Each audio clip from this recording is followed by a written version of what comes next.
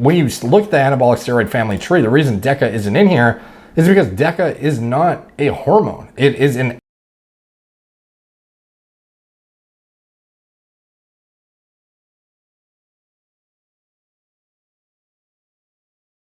What's up guys, Derek, moreplates.com. Today we're going to be talking about why Deca is not in the anabolic steroid family tree. And this is every time I bring up this family tree, a lot of people surprisingly comment, where's Deca? Why do you always forget to put in Deca?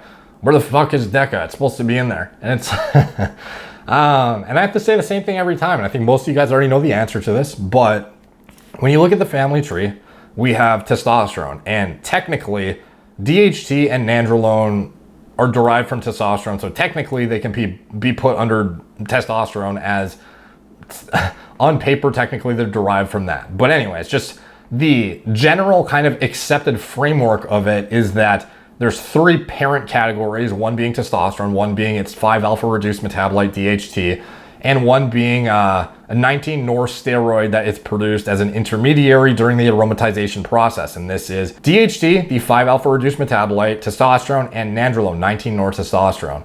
And a lot of these parent hormones were used to, they were chemically tweaked and modified to create more different kinds of anabolics with either more tissue selective activity, more skewed towards more protein expression, or different kinds of activity off target from just AR, and they all kind of have their own inherent unique properties. So DHT is the parent hormone for this category, and it has its own derivatives that were basically tweaked and modified from the parent hormone DHT to create a myriad of other anabolic androgenic steroids. And you have testosterone, the parent of the this category, the testosterone derivatives, which has a handful of different compounds, as well as a bunch that are much less notable, so I don't include them. And then Nandrolone, 19-Nor testosterone, is the final parent, which is the derivatives of that were tweaked and modified to create other compounds, where things like trenbolone, ment, saranibol, stuff like that, and then a few less notable ones. And so where's Deca? Where's Deca fit into all this? So what a lot of people don't realize, which is honestly kind of surprising for me at this point, considering most of these guys that are commenting have seen a lot of my shit, and maybe I'm just being too harsh thinking that this is a no-brainer to know, but Deca is not a drug. Nandrolone decanoate is a prodrug. So what do I mean by prodrug? I mean that decanoate is an ester that is cleaved off of the nandrolone to free up the active hormone. So the decanoate itself is not a hormone. It's not the parent hormone. It is just a way to essentially drag out the half-life of it, so then it isn't just assimilated and used up super quickly and excreted out of the body. So if you otherwise had no ester attached to a testosterone, to Nandrolone, to anything, the metabolism would be much quicker. But then when you have a ester on the molecule, and you can actually drag out its active life a significant amount. And this is why you have, like short-acting testosterone, propionate. You have, cypionate for the longer-acting. You have enanthate, which is pretty long-acting too. You have decanoate, which is even longer. You have undecanoate, which is even longer. So this is why you will see, NPP. What is NPP? It's nandrolone phenylpropionate. So, like fast-acting Deca is what some people call it, but in reality, it's actually fast-acting Nandrolone. And it's not like it's fast-acting. It still has an ester attached to it, but it is faster than decanoate. Decanoate is fairly long. Decanoate, though, is not a hormone, just like I said, and neither is phenylpropionate. These are things that are used to drag out the active life of the compound to make it last longer in the body, so you don't need to inject this shit around the clock. And when you look at the anabolic steroid family tree, the reason Deca isn't in here is because Deca is not a hormone. It is an ester. So that is like saying where's Deca is like saying where's testosterone and enanthate. It's like, this is Nandrolone. This is the hormone, 19-Nor testosterone, and its derivatives, trenbolone, trestolone, saranibol, etc. That's like saying where's trenbolone enanthate and trenbolone acetate when you say where's Deca. That's like what you're saying pretty much. So as well, it's like testosterone. That's like saying where's testosterone propionate, where's testosterone enanthate, where's testosterone cypionate, where's testosterone decanoate, where's testosterone undecanoate. You can make decanoate a prodrug decanoate testosterone just like you can with Nandrolone. It's not like this is impossible. There's testosterone undecanoate too. So it's you know, when people are asking this question, they're kind of overlooking very basic pharmacology, in my opinion, where it is, you're pretty much asking, like, why is there not every single ester named that can be attached to all of these different hormones? So it's unfortunate that Nandrolone has gotten to a point where it's like universally recognized as the word Deca, because people get really confused when they hear Deca because they think it's just Nandrolone, when in reality, Nandrolone is Nandrolone. Deca is an ester. Decanoate is an ester, which can be on testosterone. It can be on any of these fucking things.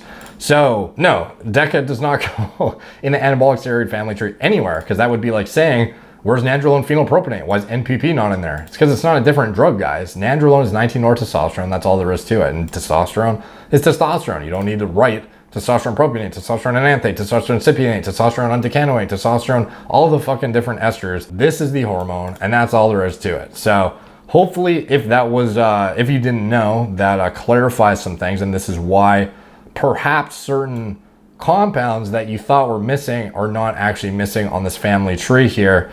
And hopefully this clarifies, maybe I can just link to this video anytime anyone asks in the future so I don't have to write it out every time. But I often find myself answering the comment section and saying to guys, Deca is not the drug, guys. Nandrolone is the drug. And this is why, again, like trenbolone. Do we write trenbolone enanthate to trenbolone acetate on the anabolic steroid family tree? No, we just write trenbolone because that's what we're fucking talking about. So that's all there is to it. Thank you guys for watching. Please like, subscribe, check out my blog, moreplates.com. If you want to subscribe to the newsletter, I highly recommend you do. If you are interested in getting emailed any of my deep dives into bodybuilding pharmacology, some of these videos are basically just brief overviews, and my articles, like, I don't publish them often, but when I do, they're extremely elaborate, proofread multiple times. All of the scientific references I have are cited in the actual content itself, so you can click on it and delve into each study I refer to further yourself for your own personal research. There's a table of contents. It's broken down into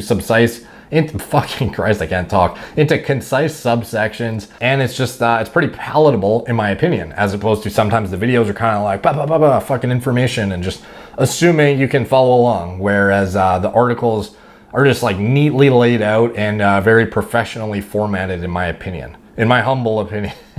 So you're only going to get sent those if you sign up to the newsletter. It's the first link in the description below, so a lot of incentive to do that. And if you want to support the channel, you can check out anything I'm associated with in the video description below. I think I might have said, I forgot to say follow me on social media too. Instagram, Facebook, Snapchat, BitChute, Twitter, TikTok, Apple Podcasts. Especially Apple Podcasts, if you want to listen instead of burn through your data on YouTube, you can listen to everything I post on audio on the podcast platforms. I'm on all of them, Spotify, probably some, not on some of them actually, but most of like the main ones I'm on. So anyway, support the channel. You can check out my TRT clinic. It's linked in the description below if you're seeking HRT, TRT in any context, and this goes above and beyond just basic testosterone replacement therapy. This goes into the realm of peptides, hair loss prevention, stuff like that. Anything pharma grade that I use myself is through the clinic. So you can check that out if you're interested, and potentially save some money too with the coupon code if you are pursuing a full-blown TRT regimen. It is all telemedicine from the comfort of your own home, so you don't even need to leave the door. You talk with our doctors over Skype, FaceTime, Zoom, whatever's convenient for you, and they'll create a personalized protocol for you if warranted based on your current health status or depending on what you are seeking. And then Guerrilla Mind, my turnkey nootropic formulas for productivity, focus, creativity.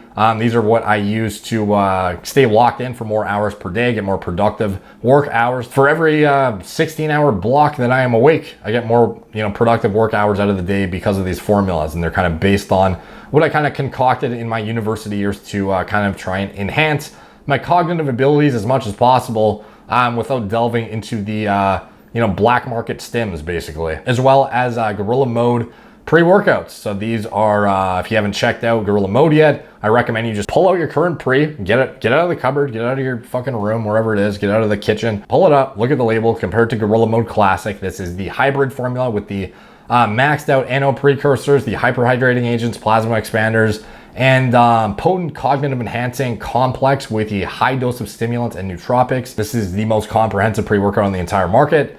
Then Guerrilla Mode Nitric. This is the stimulant-free formula, and it has no stimulants and nootropics, but it is completely maxed out in the NO precursor and hyperhydrating agent vector, which is how much more could you do that than Guerrilla Mode Classic?